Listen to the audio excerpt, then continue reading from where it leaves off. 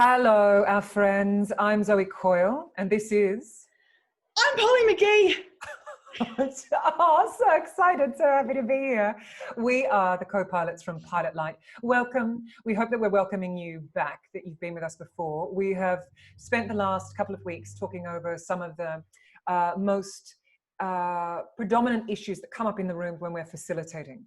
So we started this conflating questions that we're most commonly asked, and then we're just riffing around on themes and unpacking them for you and for us, and looking at these interesting ideas. We hope you find it interesting as well. And today we are going to talk about values, aren't we, Paul? Yes. Yeah. I love it. We've in that intro, we've just fully lost structure. We started off like being really, yes, it's a question, it's important, and now it's just like, which is sort of great. I mean, this is really what the audience wanted. So if you're listening on a podcast or if you're on a video, welcome and thank you for your support as we free range in our brains. Yeah, we're holding this loosely, but with love and respect. All right, so values is something that Polly and I have been teaching separately and together for years and years and years, and it is still something that's one of our favorite things to teach. But I have to say, when I first learnt values, I sort of rolled my head. I rolled my head, I just said. I rolled my head. My eyes weren't big enough. I rolled my eyes, which is obviously double contempt, triple contempt with my head, because this idea of values is bandied around all the time. Polly literally can't stop laughing at me for those that are listening. Must get control back. It's because she's seen me roll my eyes and my head, and then I roll my shoulders, and it's all in.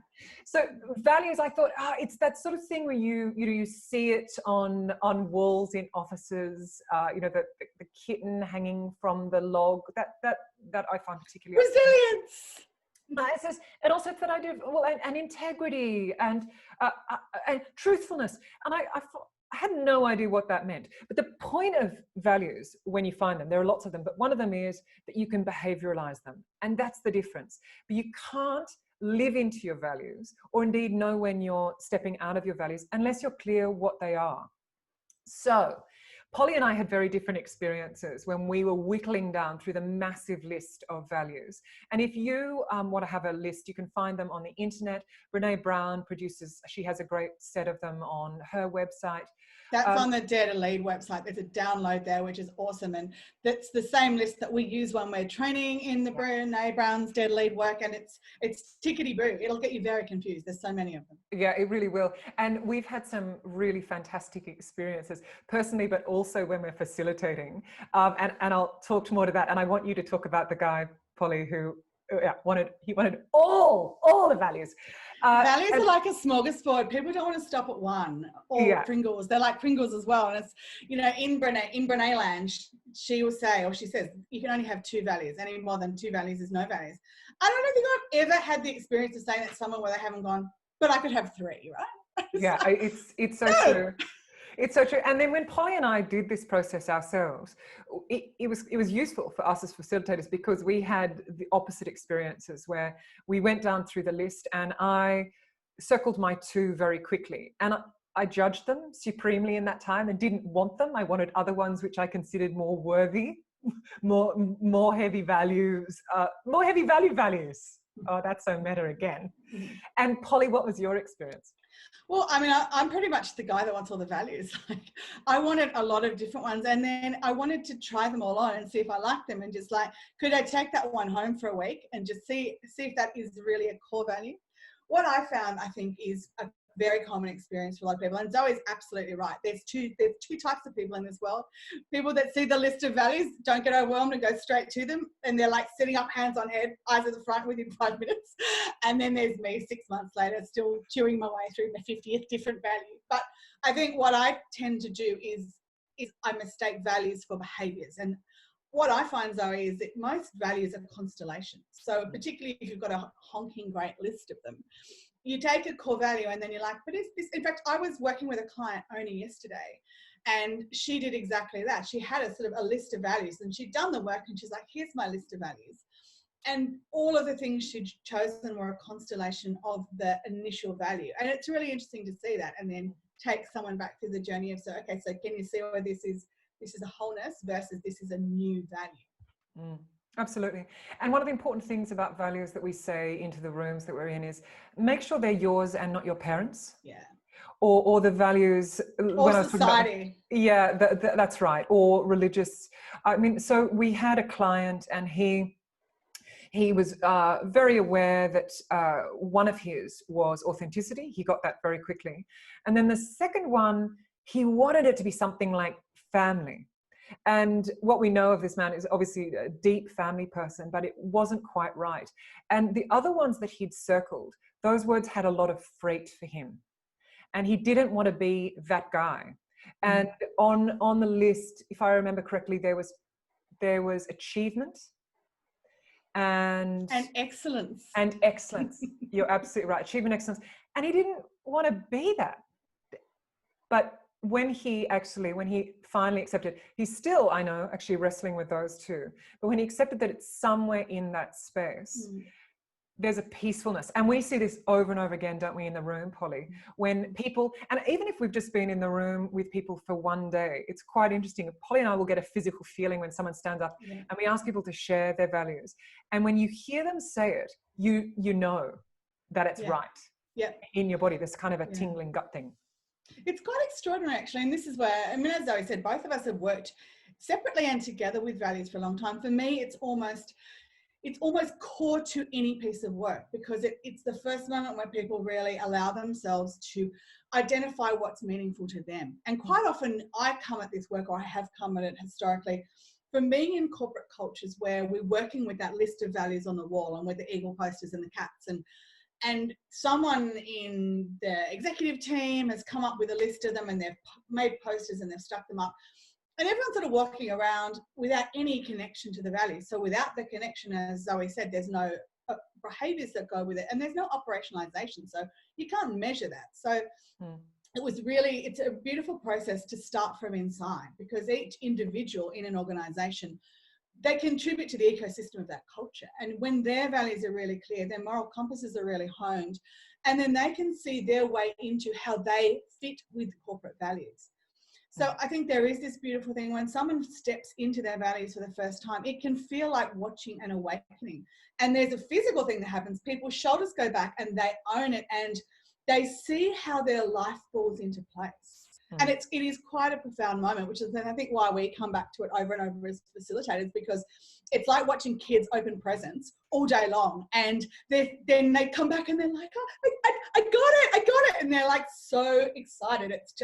It's beautiful, and being witness to that excitement is certainly one of my favorite things ever. It is so gorgeous. And the other thing is, once you have found your values, and also no judgment, if you find them straight away, or if it takes you 6 months or a year, there's no judgment. Honor your path. How great. I loved the process of watching Polly go, you know what? I think it's this. And watching her really rumble with that. And then she would come back a week and a half later and go, you know what? Not so much. And applying that rigor and also that bravery of her just staying in the not knowing was really beautiful. And I'd love you to talk about yours, Polly, later on. But the other thing that's wonderful. I want to talk about them now. Oh, no. That's outside my values. The other thing that's terrific, once you isolate your values, is you can share them where it's appropriate. So with friends, with colleagues, with your primary partner. So in my marriage, the exchange of our values was really useful. So my two are love and connection. And I have to say that I had quite a lot of judgment around that, because I grew up in a household where that wasn't particularly celebrated. Those ideas, those sort of concepts were considered wishy-washy, and it was more a more masculine, more intellectually based, achievement-driven culture. And I remember as a child being told, so I use the language "I feel" quite a lot. And I remember being told, well, I'm not interested in what you feel, what do you think? But actually, I am a feeling creature, and I feel when things are out and when they're in. And I've learned to navigate. My North Star is how I feel it in my heart. But so when my husband found out about these being my values, love and connection, he was, this just makes so much sense of why. And the week before, we'd gone in to try and buy a sofa, and I'd ended up having a fairly long conversation with the chap that was selling us the sofa. We didn't buy the sofa. And he ended up inviting us to his wedding and telling us about the issues that he had around his mum and his fiance. And I gave him a hug and he had a cry. And my husband just stood at the door of the sofa shop and he could understand what was happening rather than usually just going, my wife is in some kind of psychotic break. Because he wouldn't choose to engage like that with people. Whereas for me, it is lifeblood. That's the point. I hate small talk, but that big stuff, that makes me feel really alive and honored and in connection. So what about you, Polly? What are yours? So mine are spirituality and curiosity.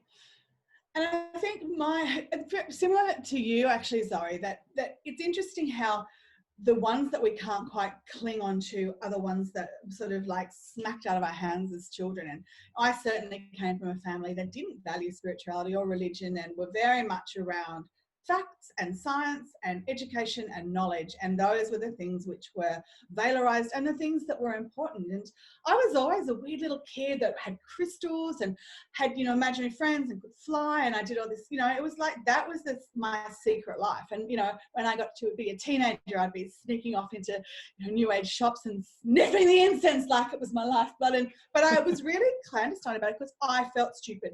I felt like all that woo-woo was just me being stupid and insubstantial, which was baggage I've carried a lot because I felt that the thing that would make me grounded in my confidence was having a lot of knowledge. So I started by having knowledge and learning and a sort of a conflagration of those things as my core values, because I do love learning.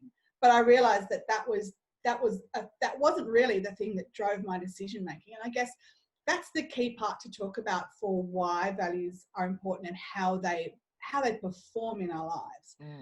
Is that values are the things which drive our key decision making. So in many ways, they're very subconscious and they're subtle, which is why when you do a very overt exercise with a group of people where you ask them to sit down and name in a room publicly what their values are, some people have never thought about them. Some people like me have them really kind of repressed right down.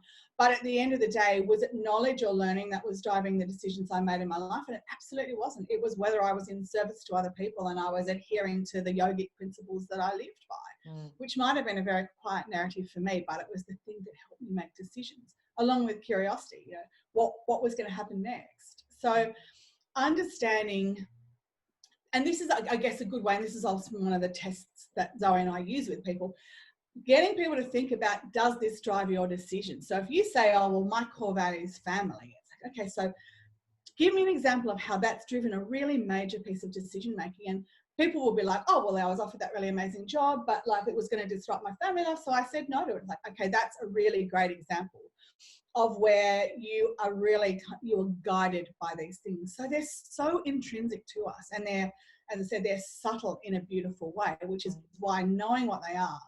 So if I can just keep on yabbering for 1 second, I love it. Go, go, go, sister. This other moment where, so I think you've got the memo that I love this shit. I was working with a group of teachers, and they were a sort of an executive group, and there were really different personalities around the table, and I'd literally logged in. I'd never met any of them before. It was a quick workshop on values.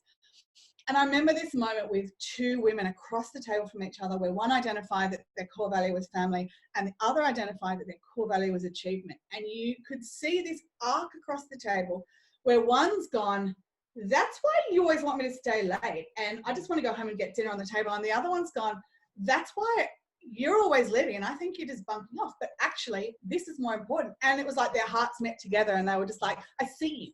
And that to me was just, I banked that forever in my heart, because that moment was the bit where when you're coming up and having conflict, or there's, friction with other people, it's often because you aren't aware what's driving the way they're doing things. I've certainly had this in my career where when I understood who someone was, who they really were, I got why we could work better together, or how we could work better together, and why we hadn't been. So profound. Absolutely. And I think the other part, also the cute anecdotes of us when we work with intact teams, Polly, isn't it fun when there's a through line? And I think particularly about, say, when we worked with, the first time we worked with that big group of engineers, and all the value sets around safety and Efficiency. reliability and efficiency. Reliability. It was like an engineer's dictionary. It was so fun. And Yeah. they were really proud. It's like, yeah. Efficiency, 100%. I'm getting it on time. And I was just like, it was so great. And they were the neatest dressed room we had. Yeah. Amazing. And I was so grateful because, and also those people loved their jobs. Their jobs were compatible with their values, and the company that they worked for were compatible with their values. And that's another thing we say into our rooms. You know, people, because often we work with people that are in crossroads in their careers and their lives. Allow your values to guide you. You know, that what helps you make that decision at 3 a.m, but the company that you move towards, it's really be rigorous around what are their values and are they compatible with yours. Paul, the thing I would like to talk about now is living out of your values, slippery behaviors, because I think that's important to talk about too. Yeah, definitely. And then I want to circle back when we've talked about that to talk about how values also can work in the job arena and in their recruiting process. Because again, this sort of kind of links together, because so slippery behaviors or living outside your values, like so many things, you'll see there's a through line. If you're watching the other videos in this series, everything starts in the body. We feel before we think. It's a big thing to understand. And so most people feel out of integrity. That's why the expression is, I feel out of integrity, because you feel it in your body in the same way as you feel vulnerability and shame. And it comes up with your specific tells. And it can be something as simple as, let's use that example of someone having family as their core values. If you're in an organization where you are constantly being asked to show the badge of overwork as a key indicator of your performance, but you just want to be home and get your kids to bed and have dinner on the table with them, you will feel out of integrity by saying yes. And it's like, oh, Polly, can you stay late again tonight? And you'll be, yep. But in your heart, you're breaking because you want to be at home. It's those things. And so when we ignore them over and over and we layer and layer and layer and layer and we make it okay, these are the things that build toxic situations in our body and build toxic cultures in the workplace. Because when we can't speak out and say, hey, that's out of integrity for me, or that's out of my value set, and know that we're going to be heard, and people will be like, oh yeah. And this is where it's so critical in organizations, where you see particularly leaders in the organizations operating outside of those gauzy values on the wall. No one has the impetus to do the right thing. We saw this enormously in the Banking Royal Commission. And I talk about this quite a lot, because those organizations, those banks aren't full of awful, bad people. Those organizations are full of humans who were seeing no leadership, who were being forced to work incredible hours to meet unachievable targets, and saw everyone else doing the wrong thing, and they fell in line. Totally. What do you think about gauzy values? So I think it's radical, and we see this over and over and over again in the room, don't we, where people are, I think the thing that's fascinating, what we bear witness to, is when you're living out of your values, it's hard to be, and you used the word before too, in integrity.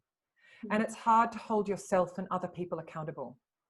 It's like that idea that it just all slips through your fingers. So the other thing that you'll notice, if you've been with us before, and if you haven't, why have you not been with us before, you crazy people? Why? Is this idea of knowing yourself is so fundamental in being connected to yourself and to others, and powerful. And by powerful, I don't mean that sort of antiquated idea that we have of powerful. I mean effective and living a whole, meaningful life. So knowing your values, knowing when you're out of them. I find it really interesting, and I'll talk personally here, an I statement. When I'm out of my values, that is quite often when shame storms happen for me. And so that's a really interesting inoculant, is if I start doing things that are against my values. So for example, mine, as I said, are love and connection. Manners and being respectful are really important to me in a kind of really old school way. And so if I see someone being rude to another person, or bullying, or joking, they're joking, but they're masking bullying. And I don't say, because I just want to be friendly and I want to be liked. And also I'm a woman, so it's harder, I think, for us. I'm aware that it's harder for other people more than me as well, to say, but I have that moment of, no, I'm going to be in my values, and love and connection, I can't let that go down on my watch. And it's not some big sanctimonious, I'm going to tell you how to behave. It's just, I'm not going to be a part of that. And And I don't like that happening in front of me. And one of the golden terms that we love to talk about, don't you, Polly, when we're facilitating is, we're quite often asked, this is a little jog sideways, but what do you do when someone is back channeling or gossiping to you? And I think that this was a Brene Brown, I think she gave this to us.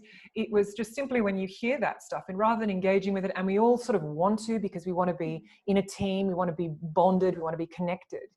But actually that's sort of in the underworld when you're doing that back channeling, gossiping. The simple answer is, I've not experienced that of her. I've not seen that in him. It stops the conversation dead without feeling like a sanctimonious ass. Yeah, it's something I feel so uncomfortable now when I hear that. And for those of you who saw our video on shame, this sits in that piece on judgment. And that we judge others because it makes us feel good, but it also, in some ways, it also deflects from our own shortcomings. So a lot of these, if you haven't seen the shame video, hop in and have a look, because the shame storm analogy is really perfect, because I think out of integrity brings up shame. And what do we do with shame? We stuff it down and we mask it and we act out through it if we don't recognize it. So if you're having any of those physical symptoms that you get with shame or with vulnerability, that should be a really good red flag to you, that something is happening in your body. It's giving you a message. It's saying, hey, that's not how we do stuff. And if the natural inclination is to go, shut up, I need this job, it's like, okay. I also want to put a couple of markers in here too, which is, I'm really clear that it's very hard to do these things often when we are in conflict and when we are in trauma, when our backs are against the wall. If you are desperate to get food on the table, you might take a job that is working for a tobacco company, let's say, which isn't in your integrity. You might do something which you know is not aligned with your values, but the primacy is for survival.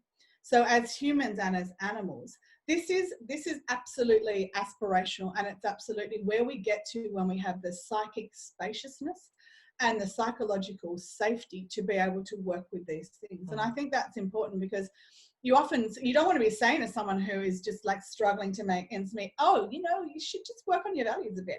So I'm really kind of mindful. Or to say to someone that's going to punch your face in, that's out of my integrity. Look, no judgment here. It's just do what you can when you can, and also it's just that self-awareness. This is just an interesting landscape, and it can be just a conversation you have with yourself. I mean, I think rocking up to a dinner party and going, guess what? Here are my values. I don't know that that'd get you invited to any dinner party again, except with Polly and me. That really would. Yeah, we'll just have a dinner party to celebrate that. And so I think that's good. Actually, another one of Brene's terms, which I love so much, and again, really operational in this sphere, is courage over comfort. So integrity for her definition in Dare to Lead is, which is courage over comfort. We do things that are hard, not easy, just because we can get away with it. That's a paraphrasing of Brene there. But I think that's an interesting thing too. And all of us admire people with great integrity. And for me, it is about making those really difficult choices, having an awkward conversation, exactly like Zoe's talking about. And I have seen her have those conversations hundreds of times where it feels awkward, but it's right. And calling people on their behavior and calling people on situations where they're out of integrity, it doesn't necessarily feel good in the short term, and it sometimes doesn't win you friends, but it is the right thing to do. And there is a pleasing sense of, I don't have to go home and really wish I'd said something now when I saw that woman being abused on the train, or that guy having racist epithets thrown at him. Like that, I was there, and as a human, I chose courage over comfort. And that to me is probably the epitome of when we know our values, we know when we can make those choices, and it helps us, as I said, with our moral compass. Absolutely. And absolutely. And we should talk about boundaries at some point. We haven't got time to do it today. Let's do a whole show on boundaries. I really think we should. Yeah, really absolutely. Because and the courage over comfort thing is huge. It's huge. It's an extraordinary parenting piece for those parents that are listening out. It's something I talk to my children a lot. It's really interesting that the idea of learning when to let go, when not to create a ruckus. But that idea of keeping your head below the parapets culturally, keeping casual, being everybody's friend. It's really interesting watching my small people who are not special. It's just that they have this language of knowing when they need to go into bat for themselves and knowing that it's going to feel uncomfortable, but that's what integrity is. And that's what a healthy boundary looks like for them. And what envy. I don't think, for me, because I don't think I knew what a boundary was until I was in my late 20s. I don't think. So anything you want to say, Polly, before we sign off? There is. I want to circle back to what people often say to me, particularly in a corporate space or in an organizational space, is how do you find people's values in the recruiting process? And so I just want to touch on this because, again, like, ideally you want to recruit slow and you want to relieve people if they don't fit into a culture fast, because it's a really good thing to see values in action. So I would absolutely ask someone about their values in an interview. I'd ask them about what their key values were, why they had those values, how they used them in their life, what values they saw in the organization, how they responded to the values that our organization had, and how they saw their values fitting within the culture. When you really overtly introduce that conversation, if I was an employee, or a potential employee, I'd be absolutely overjoyed, because I would really understand that was a significant part of my role, not just the output of whatever that particular thing was. And as an employer, it actually means that you do lead with that and you can measure it. So you operationalize the values, because the measurement is, we recruited for values this many times and this is the amount of output we got from it, or this is how we looked at the retention of our staff. I can absolutely tell you, though, if you recruit for values, your retention will be through the roof. So the takeaway, I suppose, is start with you.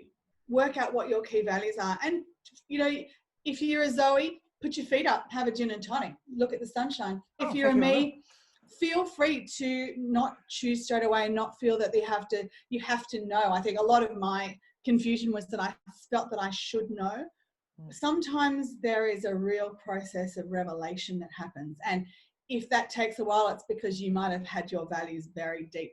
So let them surface when they surface, and you'll know when they do. It'll be, the lotus will flower, but there might be some mud. You will. And I would pick up a drop stitch from earlier, which is that chap that put his arms around the list and went, I want them all. And Polly said to him, do you think that fairness might be one of your values? And of course it was. He felt that to take anyone off the list wasn't fair. Yeah, he felt a sense of representation for all of the different values, and that none of them should be better or worse. And he is the most beautiful human, and he was a me, so he was really struggling the whole way through. And it was like, I don't know. And then it was so clear to me that he was like a union representing all those values, or 48 of them, and not one of them was going to go home hungry that night. It was so beautiful. And but the physical gesture of when he kind of motioned to pulling them in, and when I sat down with him later, I was like, so tell me about you, what are you doing? Of course, he'd been heavily involved in advocacy and representation, and sometimes for us as facilitators, it's like you can't sort of lead someone and push their head into the trough of values. You've just got to let them get there themselves, but you have to hold back. Oh, good, you finally got there. It's really exciting. It is. So look, thank you so much. I want them all. Thank you so much for joining us. Come and find us on our website if you want to, pilotlight.co, and we will see you further on down the path, or in a kind of collapsed timeline where you could go back and see us before.